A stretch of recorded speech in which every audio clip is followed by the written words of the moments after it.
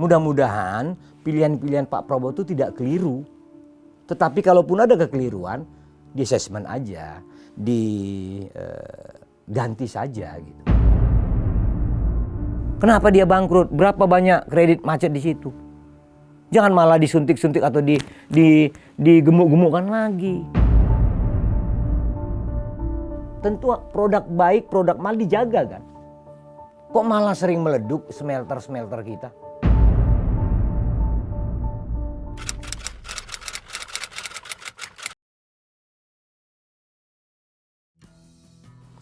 Kalau kita lihat ekonominya ya, sebenarnya kita tidak bisa terpaku dengan Menteri Keuangan itu semata atau hanya sebatas Menko Perekonomian semata.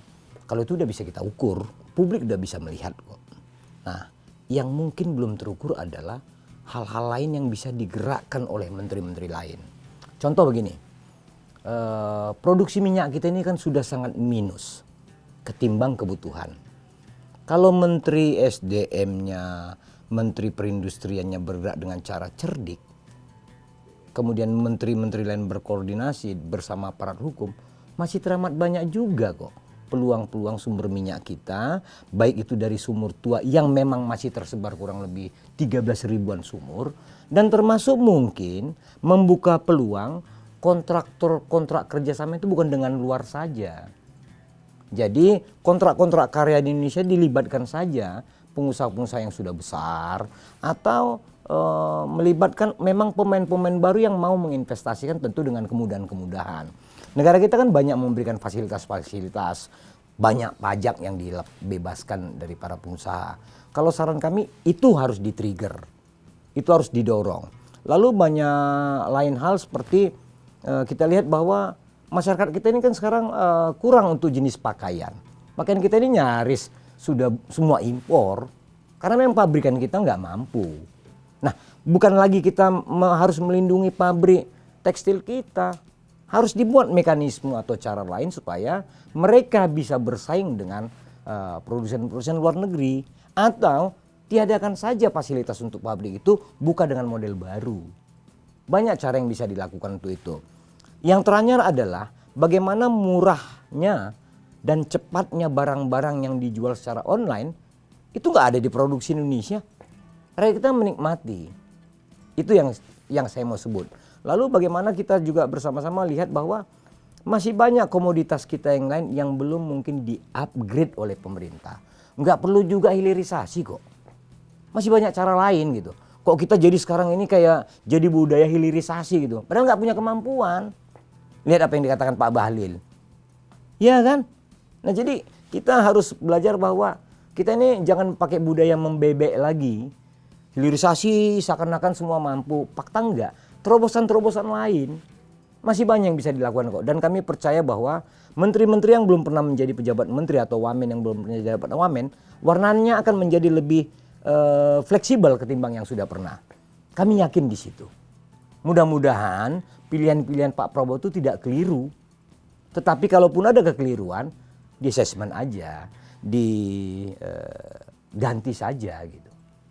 Jadi nggak usah kita berkutat bahwa ini penggantian menteri harus 1 semester, 2 semester. Enggak, begitu tidak pas sudah. Karena kita mengejar target-target kehidupan pada masa ekonomi kita, ekonomi dunia yang sedang tidak baik-baik saja gitu. Jadi memang kami yakin sekali dengan apa yang disebut Pak Prabowo, bagaimana lugasnya Pak Prabowo, kami lihat akan lugas juga nanti menerapkan apa-apa terhadap para pembantunya. Kurang lebih seperti itu.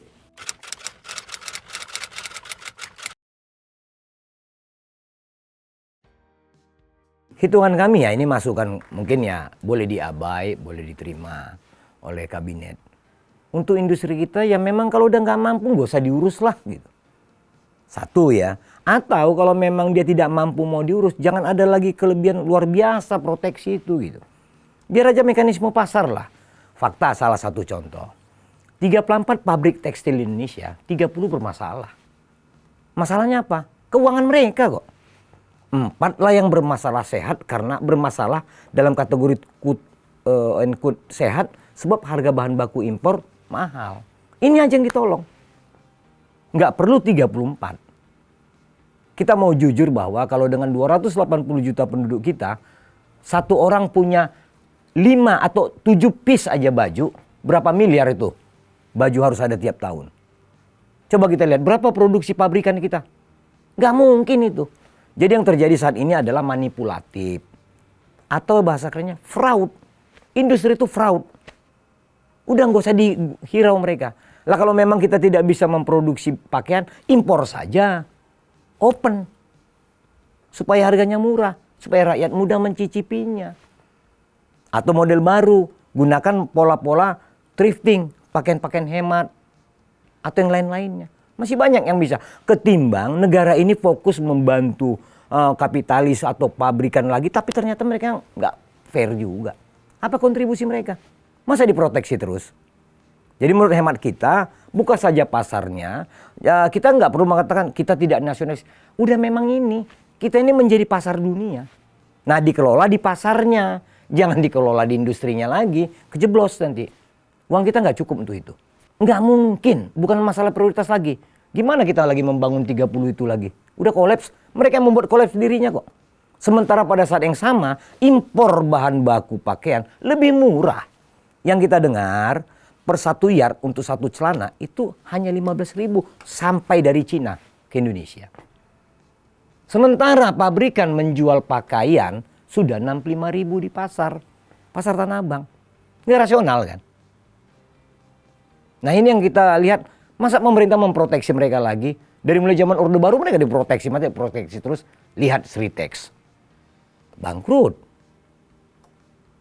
Kalau dia benar nggak bangkrut. Terus negara masih kasih kemudahan. Diperiksa dong. Kenapa dia bangkrut? Berapa banyak kredit macet di situ? Jangan malah disuntik-suntik atau digemuk-gemukkan lagi. Buka aja keran impor. Ini fakta yang ada. Kalau bicara nasionalisme dan lain-lain, emang mana kita yang tidak impor? Rakyat butuh pakaian loh. Jangan sampai harga pakaian tidak terjangkau oleh masyarakat. Yang kebetulan jumlah saudara-saudara kita yang tidak mampu itu sudah luar biasa jumlahnya di Indonesia. Angka kemiskinan kita luar biasa. Jadi mungkin 1 tahun ke depan Pak Prabowo secara real memperhatikan masyarakat kita yang belum beruntung, yang sudah jatuh pada garis kemiskinan. Itu mungkin yang menurut hemat kami yang lebih realistis ketimbang menimbulkan pemikiran-pemikiran yang seperti idealis dan populis. Begitu dia.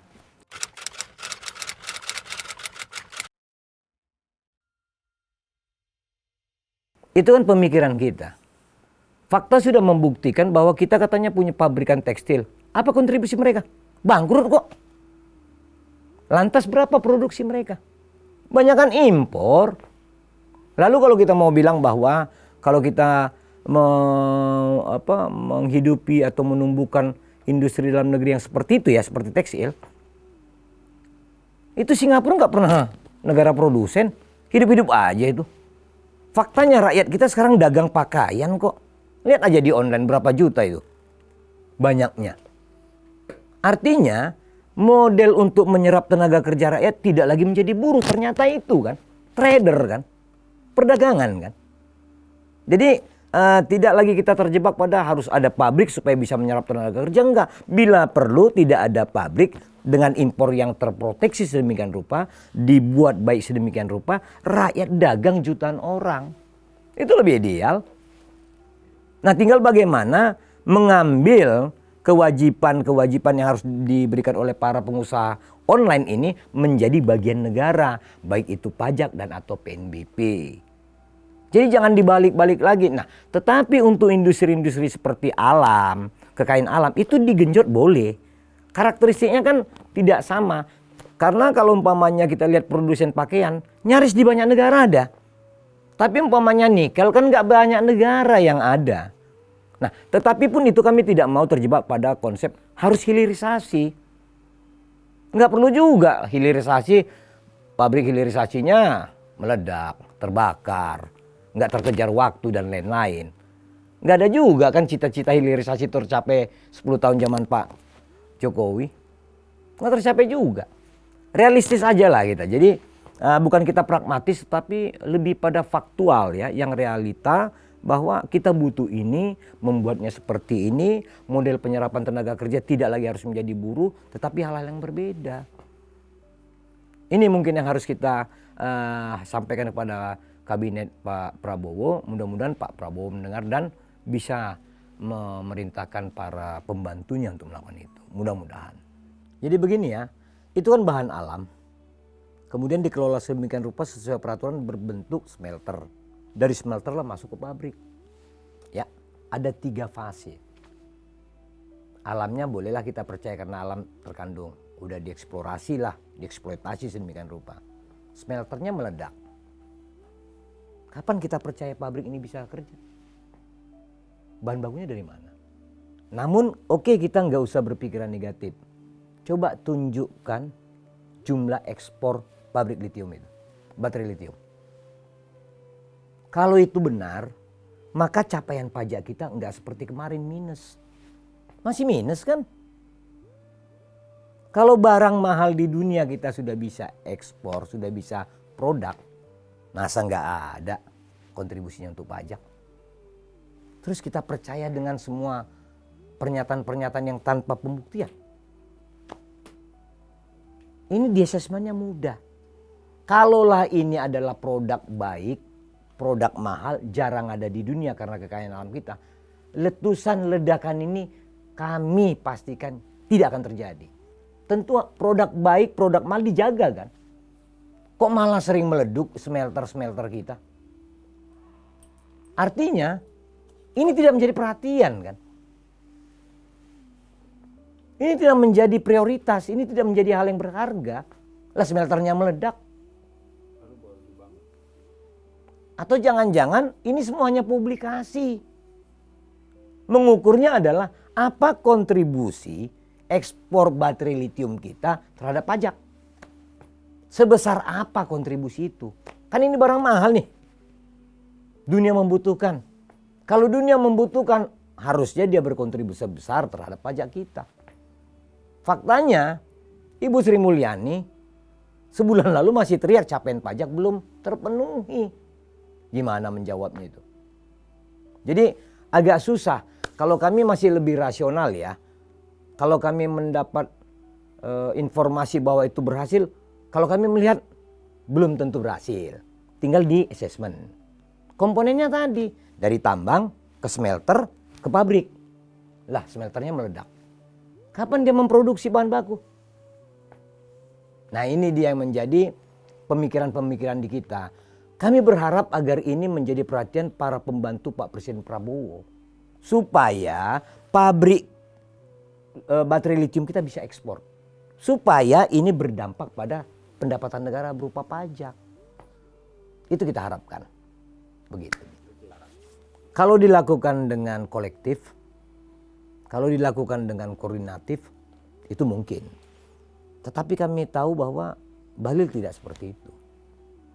Jadi kalau disebut mampu, mungkin dalam informasi yang dituangkan mereka mampu.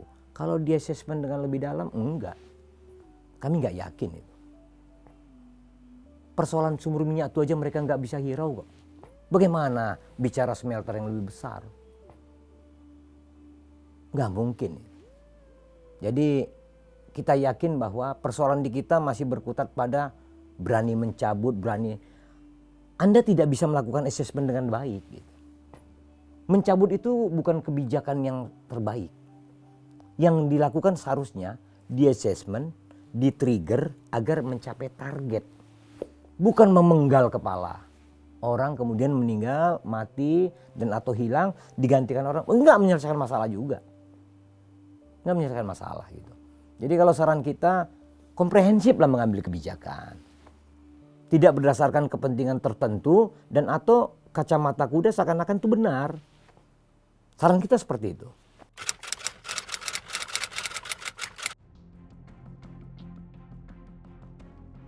Yang paling dekat aja, Menteri SDM mengakui bahwa smelterisasi itu kan nggak tercapai juga kan. Betul kan? Jadi yang kita ucapkan dari tadi kan kita assessment terus, data-data kita analisa, oh kok seperti ini. Kalau benar kemarin-kemarin smelterisasi itu terjadi, terwujud, seperti yang dipublikasikan oleh pemerintah yang sebelumnya, nggak gini kok perekonomian kita. Dunia sangat butuh baterai listrik. Nggak begini. Fakta-faktanya investor kita kan, investor ke Indonesia kan nggak masuk. Ke negara tetangga lebih dekat, Malaysia, Vietnam. Yang katanya ada menteri segala hal bisa bahwa kita akan investasi, dikadalin terus kok. Udahlah, potensi dalam negeri aja dikelola. Ya kalau memang kita hanya masih bisa ekspor tidak berdasar hilirisasi, ya ekspor saja dulu bahan baku. Masa nunggu sampai hilirisasi, ya bisa kelaparan kita. Hilirisasi kita sambil tunggu, buka keran ekspor bahan baku. Kita butuh uang fresh kok. Apalagi sekarang program makan bergizi gratis, butuh uang fresh.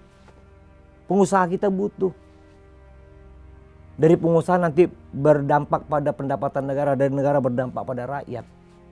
Kan itu dia. Menggantungkan cita-cita setinggi langit benar, tapi menggantungkan hilirisasi setinggi langit itu tidak benar. Musuh negara kita banyak.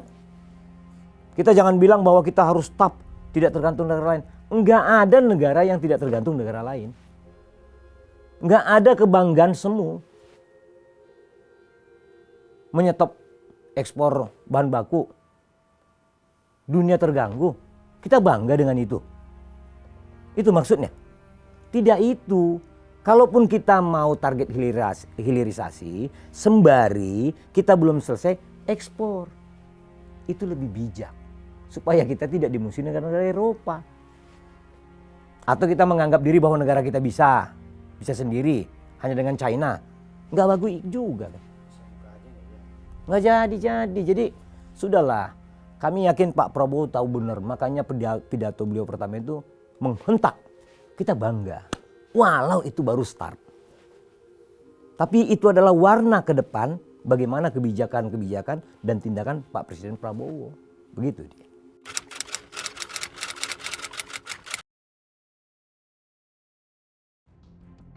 Jadi kalau kita lihat ada satu yang diasumsikan itu etika dan moralnya terganggu. Kan kita berharap ini tadinya tidak. Kalaupun umpamanya dipilih ada perubahan kan gitu. Tetapi kan ini faktanya sudah sedemikian. Publik jangan berhenti untuk mengkritisi. Lalu kita berharap agar orang yang bersangkutan merubah warna itu. Tadinya agak gelap ya. Beda loh presidennya, stylenya loh. Berubahlah gitu. Karena kita juga tidak bisa mencap bahwa orang tuh tetap baik dan atau tetap jahat. Nggak bisa juga gitu. Bisa ada, manusia kan dinamis. Berubah karena pengetahuannya, karena pengalamannya atau karena dia mau. Jadi kalaupun kami kemarin melaporkan ada pejabat sedemikian ke KPK, bukan kita tendensinya personal. Tidak. Kita melihat ada fakta, ada alat bukti, kita dorong menjadi pengaduan ke KPK. Yang tidak dilakukan oleh yang bersangkutan adalah bagaimana membantah fakta itu kan. Itu tidak dilakukan karena memang fakta itu sulit untuk dibantah. Yang terjadi apa? Ada hal-hal yang tidak baik. Hal-hal yang tidak ada kaitan dengan upaya hukum pengaduan itu. Abang sampai diancam. Jadi kita ditakut-takut dengan cara-cara yang sangat cemen cetek itu kan nggak benar juga. Nah kita hanya berharap agar sudah loh periode lalu lo bisa seperti itu gitu. Periode sekarang beda presidennya gitu. Kita udah beda mobil cuma satu. Nah ini di LHKPN ketika ada pejabat mengakuannya punya satu mobil yang terbitan atau produksinya tahun 2002, rasionalitas kita kan ada. Terus yang kemarin mobil siapa? Yang dipakai istri mobil siapa? Dipakai anak mobil siapa?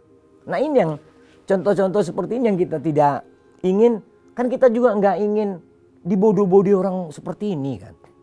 Atau kita balik, apakah Pak Prabowo tidak mau menerima pendapat publik ketika ada pembantunya kita buka persoalan sesungguhnya? Belum tentu Pak Prabowo marah kan. Jangan-jangan beliau dalam nuraninya juga memahami itu. Kan kita nggak ada yang tahu. Itulah biarlah itu menjadi hak dari presiden. biarlah itu menjadi proses-proses hukum di KPK. Jadi persoalan-persoalan seperti ini menurut hemat kami, kalau memang tidak benar, coba imbangi dengan data yang sebangun, bukan dengan perbuatan yang tercela. Ini jadi kita berharap agar itu bisa terwujud. Semoga kalaupun ada ketidakpuasan publik karena ada individu pejabat yang etikanya dan moralnya rusak, semoga dalam 100 hari ini bisa di assessment, paling lama 1 semester lah gitu kan. Tapi kami yakin bahwa sebaik-baik serapi-rapi menyimpan bangkai akan tercium juga. Ini dari metode manajerial organisasi yang baik, terlebih ini organisasi negara. Yang dilakukan Pak Prabowo di STAR ini udah benar. Mengumpulkan mereka secara kolektif, memberi warna. Ini kan Pak Prabowo memberikan warnanya sebagai presiden. Lantas ketika nanti jalan berbeda warnanya, kita udah bisa nilai. Yang salah itu pembantunya. Coba kita lihat presiden ke belakang. Pak Jokowi, SBY, kesana. Nggak pernah ada gini. Nggak ada ketuk tular atau menyamakan persepsi untuk ke depan. Nggak ada masa orientasi. Ya nggak ada masa orientasinya. Kalau ini kan ditunjukkan. Ketika produknya nanti, outputnya nanti berbeda dengan masa orientasi itu, ya kita udah mudah. Ini fail, ini fail, ini fail, ini benar begitu.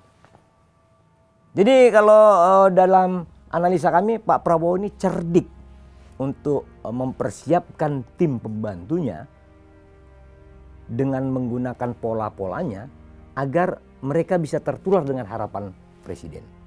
Itu yang kami lihat. Dengan gemuknya pembantu presiden kalau kemudian hasilnya mengecewakan rakyat, wah berbahaya bagi Pak Prabowo. Makanya dia tunjukkan satu model baru. Jadi istilahnya beliau nggak peduli dari mana sumbernya, tetapi ingin beliau tularkan dengan warnanya. Semoga itu bisa terwujud. Kami bangga kalau itu terjadi, kalau harapan yang disebut Pak Prabowo itu terjadi, kita akan lebih baik ketimbang yang masa lalu. Begitu dia. Inilah yang disebut kalau ada ungkapan yang baik dicampur dengan yang tidak baik, tentu tidak mungkin juga terlalu baik, tidak mungkin juga rusak. Ini mix. Semoga yang baik mempengaruhi yang tidak baik, kalaupun yang tidak baik sedikit mempengaruhi yang baik. Ini mix, ini unik ini. Pola rekrutmen Pak Prabowo unik, menata kelolanya juga unik. Dan kita harapkan yang unik produknya untuk kesejahteraan. Bukan malah unik banyakan masuk penjara, atau unik ke gap atau OTT gitu. Semoga tidak seperti itu.